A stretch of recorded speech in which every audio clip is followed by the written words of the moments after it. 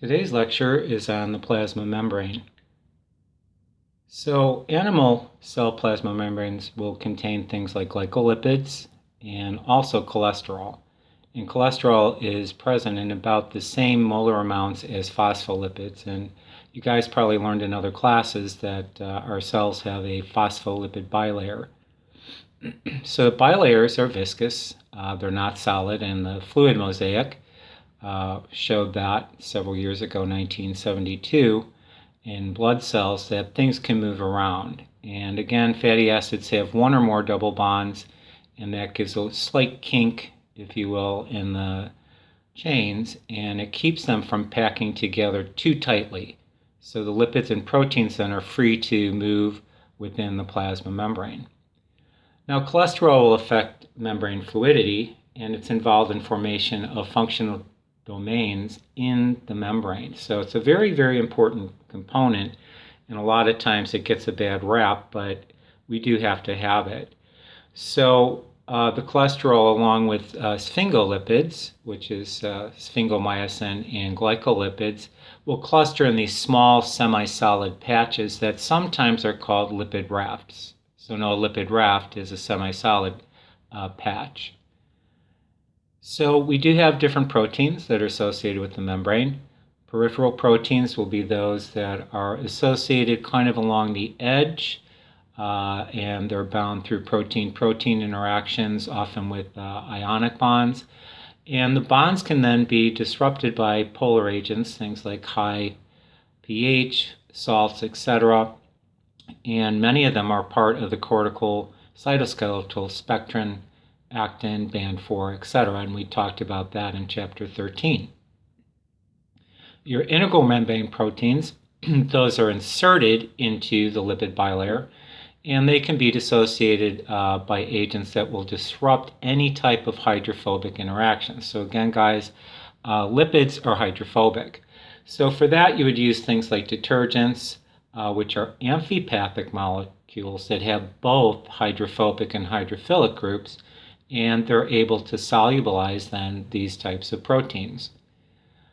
Transmembrane proteins, the trans across, so these are ones that will span the whole across the membrane, and integral proteins will span the lipid bilayer portion and be exposed on both sides then. And it's been shown, guys, in electron micrographs of the plasma membrane as prepared by what's called freeze fracture technique, which was discussed in chapter 1. That's how we discovered these types of proteins. So quite often, guys, you have to anchor your protein so that it's not moving all over the place. And one type of anchor is called a glycosylphosphatidylinositol. It's a big word. Or GPI anchor. These are added to the C or carboxyl terminus of proteins in the ER or at endoplasmic reticulum. So these proteins are glycosylated and exposed on the cell surface. And here's an example of that. If you take a look, guys, here's your GPI anchor right there. And this is the outside of the cell. And then if you take a look down here on the inside of the cell here, here's your another carboxyl terminus down at this end.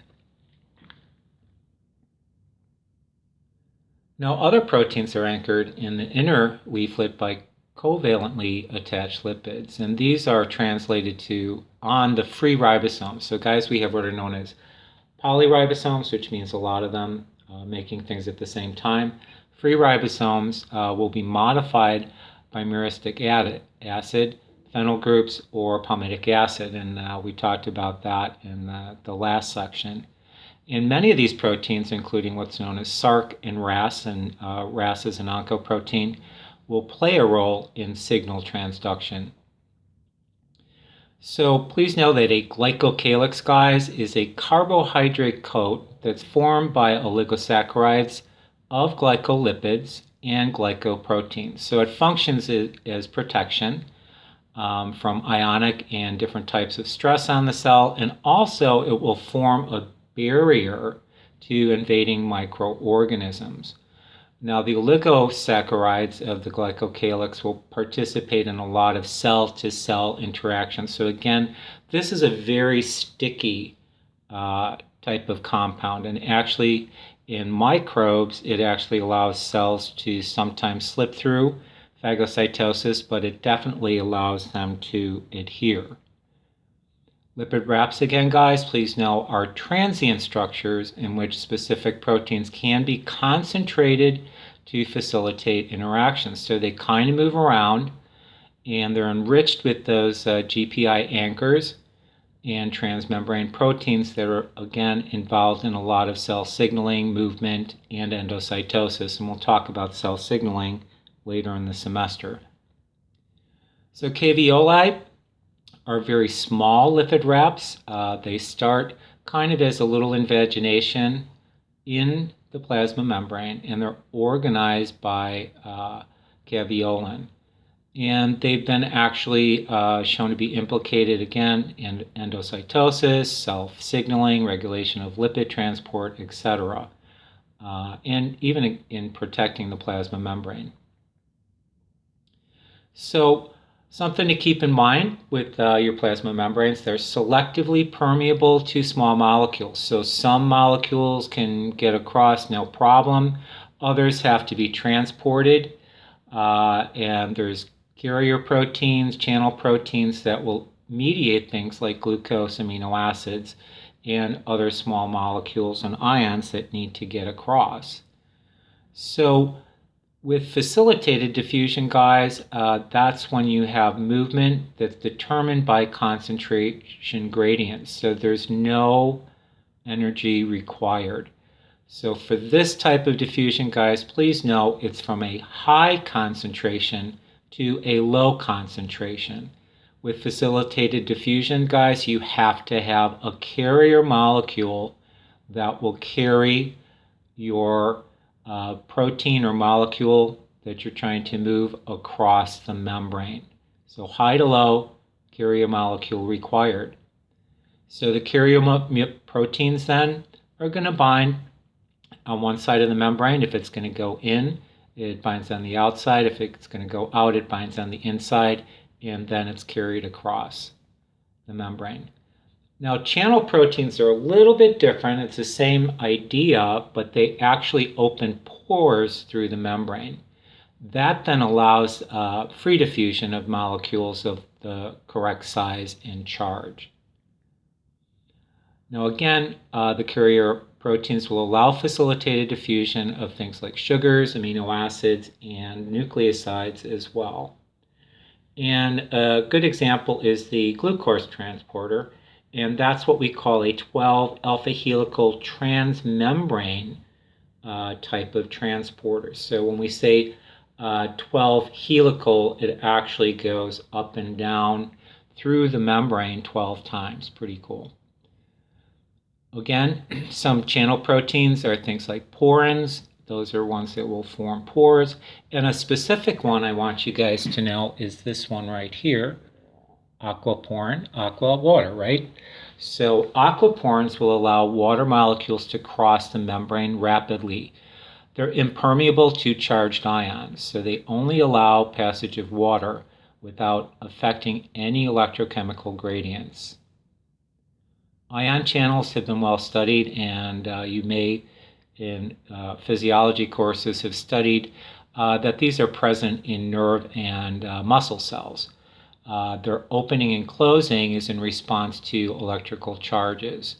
So it's really fast. You can get more than 1 million ions per second transported per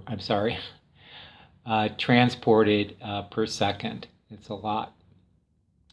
So they're selective for calcium, potassium, chloride, etc. And there's gates that are associated with that. So you'll see voltage gated channels, sometimes they're called. So if you notice on this one, guys, I'd like you to take a screenshot and upload it, please, to the Dropbox for your attendance for this week. Here's an example, guys, of how those actual gates work. So it's closed here. Once it opens, then the ions are able to get through.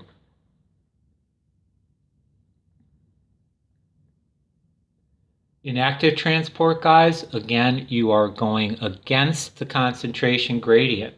So you're going from low to high concentration. Again, low to high concentration. Two things that you need, guys. In addition, you have to have ATP or energy, and you do need a carrier molecule for this to actually occur. Now, two terms to know, guys: symport and uniport.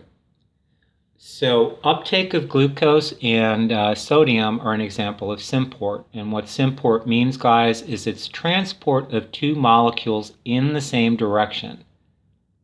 If you have what's called uniport, this is only transport of a single molecule. So an example then would be the facilitated diffusion of glucose, okay, by itself, not with sodium actually being associated with it.